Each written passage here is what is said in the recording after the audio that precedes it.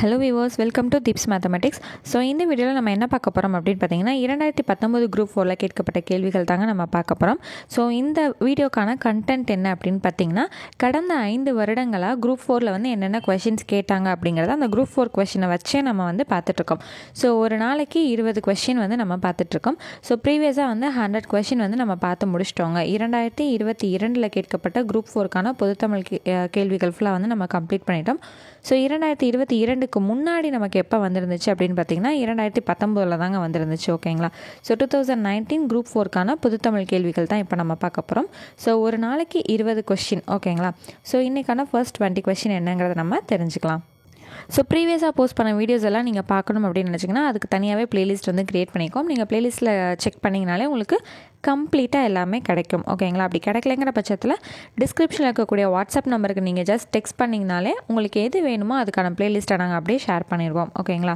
Okay, இன்றைக்கான first question வந்து பார்க்குறேங்க. 8 தொகை நூல்களுள் முதலாவது வைத்து எண்ணப்படும் நூல். ஸோ இது வந்து ரொம்ப ரொம்ப முக்கியம். பல தடவை நமக்கு வந்து ரிப்பீட் ஆகிருக்கு. ஓகேங்களா? ஸோ ரொம்பவே ரிப்பீட்டடான கொஷின், மார்க் பண்ணி வச்சுக்கோங்க. ஸோ இதுக்கான ஆன்சர் பார்த்திங்கன்னா நற்றிணை. ஓகேங்களா?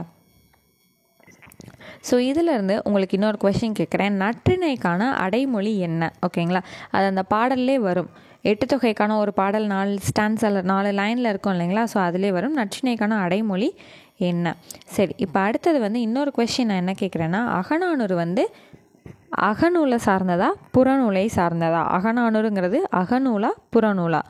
அதே போல் பரிபாடல்ங்கிறது வந்து அகநூலா புறநூலா அகப்புறம் சேர்ந்த நூலா? ஸோ இதுக்கான ஆன்சர் தெரிஞ்சவங்க எல்லாருமே கமெண்ட் செக்ஷனில் கமெண்ட் பண்ணுங்கள்.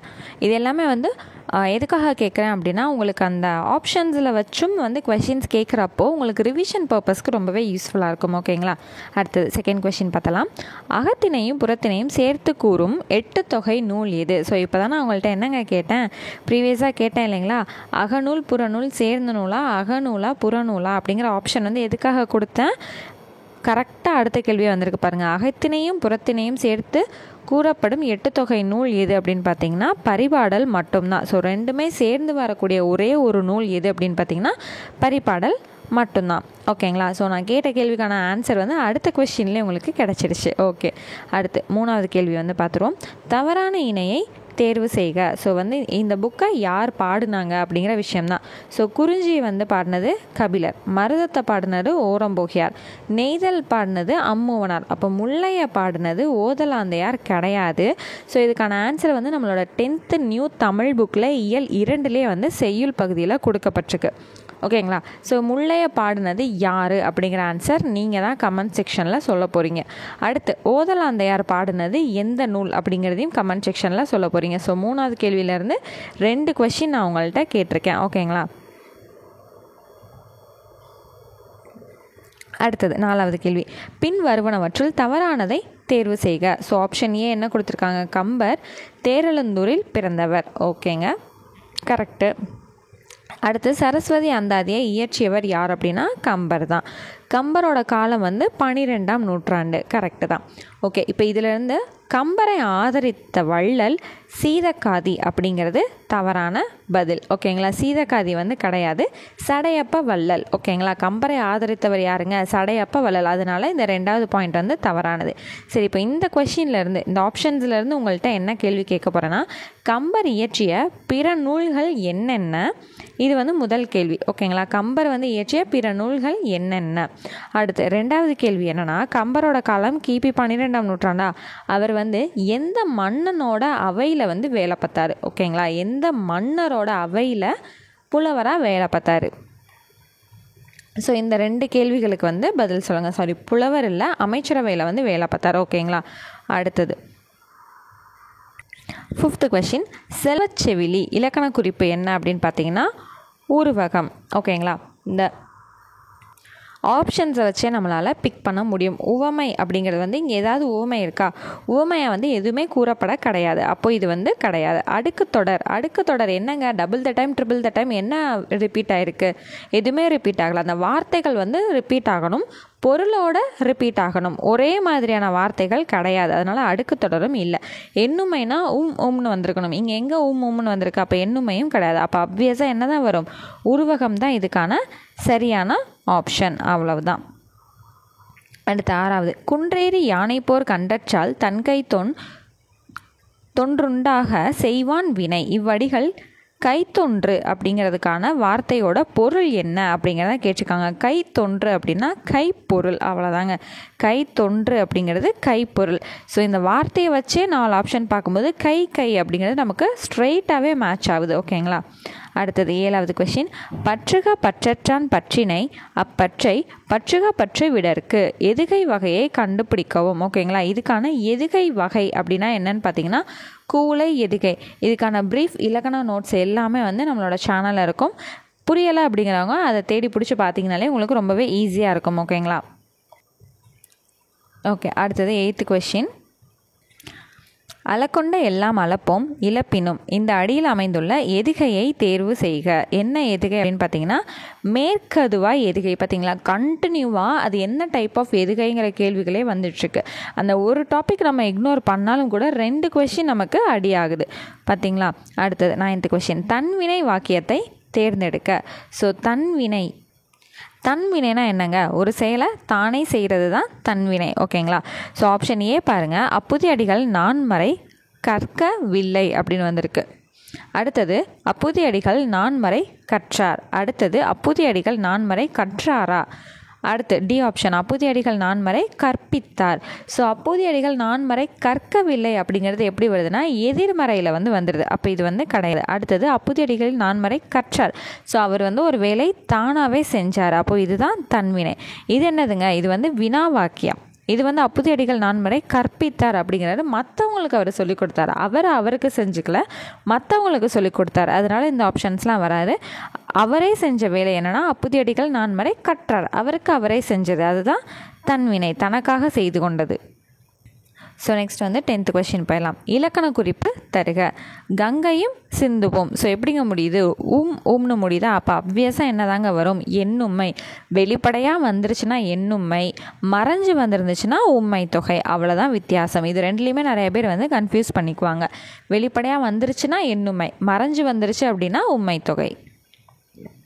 அடுத்து 11வது கேள்வி, சால தவ முதலிய உரிச்சொற்கள் பின் வல்லினம் வருமா வராதா அப்படின்னா கண்டிப்பாக வரும். இது எங்கே இருக்குது அப்படின்னு பார்த்தீங்கன்னா 9th ஸ்டாண்டர்டில் நமக்கு 3வது யூனிட்லேயும் 4வது யூனிட்லேயும் இலக்கணத்தில் வரும். வல்லினம் மிகும் இடங்கள் எதுன்னு இருக்கும், வல்லினம் மிகாத இடங்கள் எதுங்கிறது 4வது யூனிட்டில் இருக்கும்.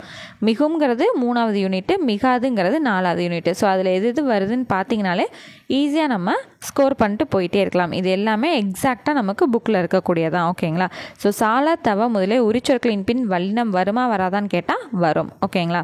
அடுத்து 12வது கேள்வி, தாழ் பூந்துரை என்ற சொல்லிற்குரிய இலக்கண குறிப்பு தருக. ஸோ தாழ் பூந்துரை, இதுக்கான இலக்கண குறிப்பு பார்த்தீங்க அப்படின்னா வினை தொகை. ஓகேங்களா. எக்ஸாக்டாக புக்லேயே நமக்கு இருக்கக்கூடிய வேர்ட்ஸ் தான் அதெல்லாமே. அடுத்தது 13வது கேள்வி, பின்வரும் தொடரில் உள்ள நிகழ்கால வினைமுற்றை தேர்வு செய்க. நிகழ்காலம்னா இப்போ அட் ப்ரெசண்ட்டில் இருக்கக்கூடியது. ஓகேங்களா. ஸோ ஆப்ஷன்ஸ் பார்த்தீங்கன்னா பழுத்த பழம், பழுக்கும் பழம், பழுக்கின்றது, பழங்கள் பழுத்தன. பழுத்த பழம்னா பாஸ்ட்டு, பழுத்தன இதுவுமே பாஸ்ட்டு, பழுக்கும்னா ஃப்யூச்சர். இப்போ பழுக்கின்றதுனா இப்போ அட் ப்ரெசண்ட்டில் நடந்துட்டுருக்கு. ஓகேங்களா. நிகழ்கால வினைமுற்றுங்கிறது பழுக்கின்றது. அடுத்து 14வது கேள்வி, படி என்ற வேர் சொல்லில் இருந்து வினை எச்சத்தை உருவாக்குக. ஸோ நான் பல தடவை சொல்லி கொடுத்துறேன். வினை எச்சம் அப்படின்னா லாஸ்ட்டில் இருக்க எழுத்தை பிரிக்கும்போது ஊ இல்லாட்டி ஈ வந்தால் அது வினை எச்சம். பிரிக்கும்போது ஆ வந்துச்சுன்னா பேரெச்சம். அப்போ நமக்கு ஊ அல்லது ஈ வந்துச்சுன்னா அது இந்த கேள்விக்கான பதிலாக இருக்கும். ஃபஸ்ட்டு பாருங்கள், படித்து அந்த தூவை பிரிச்சிங்கன்னா இத்து கூட்டல் ஊன்னு வரும். அப்போ நமக்கு இந்த ஊ வந்துடுச்சா. அப்போ இதுதான் என்னதுங்க, வினை எச்சம். மற்றதை ஒரு தடவை செக் பண்ணி பார்ப்போம். ஆப்ஷன் பி பார்த்தீங்கன்னா படித்தல். அள் அல்லது தல் வந்துச்சுன்னா நான் என்னன்னு சொல்லி கொடுத்துருக்கேன், தொழிற்பெயர்னு சொல்லி கொடுத்துருக்கேன்னா. அடுத்தது பாடுதல், இதுவும் என்னங்க வந்திருக்கு, அள் தான் வந்திருக்கு. அப்போ இது ரெண்டுமே தொழிற்பெயர். இது ரெண்டுமே ஆன்சருக்கு வராது. அடுத்து இந்த படித்த அந்த தாவை பிரிச்சிங்க அப்படின்னா இத்து கூட்டல் ஆண் வரும். அப்போ இது என்னது, பெயரெச்சம். ஸோ வினையச்சத்துக்கானது என்னதுங்க, படித்து. அடுத்து 15வது கேள்வி, கள் என்னும் வேர் சொல்லின் பதம் அறிக. ஸோ இது என்னதுங்க, கல்க்கு ஆப்ஷன் பாருங்கள், கற்றல், கற்பனை, கண்டான், கல்லை. ஸோ இந்த வேர்ச்சொல்லுங்கிறது என்னதுங்க, இப்போ கற்றல் இருக்குன்னா அந்த கற்றல்லேருந்து நீங்கள் ஃபஸ்ட்டு பிரிப்பீங்க பார்த்தீங்களா பகுபதம். அந்த பகுபதத்தில் கற்றலில் ஃபஸ்ட்டு கல் அப்படிங்கிறது பகுதியாக வந்து பிரிப்போம். ஸோ அந்த பகுதியை தான் நம்ம என்னன்னு சொல்லுவோம், வேர் சொல் அப்படிங்கிறத நம்ம சொல்லுவோம். ஓகேங்களா? ஸோ இதுக்கான பதம் என்ன அப்படின்னு பார்த்தீங்கன்னா டவுட்டே இல்லாமல் கற்றல். ஸோ கற்றல் அப்படிங்கிறது தான் இதுக்கான பதம். ஓகேங்களா? அடுத்தது 16வது கேள்வி, இயல்பானது வேர்ச்சொல் அறிக. ஸோ இயல்பானது அப்படிங்கிறதுக்கான வேர்ச்சொல் என்னென்னா, எடுத்த உடனே நம்ம என்ன பண்ணுவோம், இயல் அப்படிங்கிறத போட்டு விட்ருவோம். ஓகேங்களா? அது ரொம்ப தப்பு. ஃபஸ்ட்டு ஆப்ஷன் எல்லாத்தையுமே பார்க்கணும். இயல், இயல்பு, இயைபு, இய. இதுக்கு வந்து வேர்ச்சொல் கண்டுபிடிக்க தெரியலை அப்படின்னா என்ன பண்ணணும்னா, இந்த இயல்பானதுங்கிறதுக்கு பகுபத உறுப்பிலக்கணம் மாதிரி பிரித்து பார்க்கணும். அதில் ஃபஸ்ட்டு பகுதி வரும் இல்லைங்களா, அதுதான் நமக்கான வேர்ச்சொல். ஓகேங்களா? இயல்பானதுக்கு வந்து பகுபத உறுப்பிலக்கணம் பிரிக்கும்போது நமக்கு இயல்பு கூட்டல் ஆனது அப்படிங்கிற மாதிரி தான் நமக்கு வந்து வரும். ஓகேங்களா? இடையில ஏதாவது சந்தி அந்த மாதிரி வந்து பிரிஞ்சுட்டு இப்படி தான் இயல்பு அப்படிங்கிறது தான் வரும். ஓகேவா? அப்போ இயல்பானதுக்கான வேர்ச்சொல் என்னென்னா இயல்பு. அடுத்து 17வது கேள்வி, ஏ அப்படிங்கிற ஓரெழுத்து ஒரு மொழியோட பொருள் என்னன்னு பார்த்தீங்கன்னா அம்பு. இது நமக்கு எக்ஸாக்டாக நியூ புக்கு 8th தமிழ் புக்லேயே நமக்கு முதல் இயல்லே வந்து அமைஞ்சிருக்கும் உரைநடையில். ஓகேங்களா? அடுத்தது 18வது கேள்வி, குழலியும் பாடத் தெரியும் தொடரில் உள்ள பிழையை நீக்கி சரியான தொடரை தேர்ந்தெடுக்க. ஸோ குழலியும் பாடத் தெரியும்னா சொல்லுவோம், குழலிக்கும் பாடத் தெரியுங்க அப்படி தானே சொல்லுவோம். அப்போ எக்ஸாக்டாக ஆப்ஷன் ஏவே நம்ம சூஸ் பண்ணிடலாம், குழலிக்கு பாடத் தெரியும். அடுத்து 19வது கேள்வி, தமிழ் சொல்லை கண்டறிக. ஸோ ஆப்ஷன்ஸ்லாம் பாருங்கள், அனுமதி, ஈசன், குபேரன், மணிமுடி.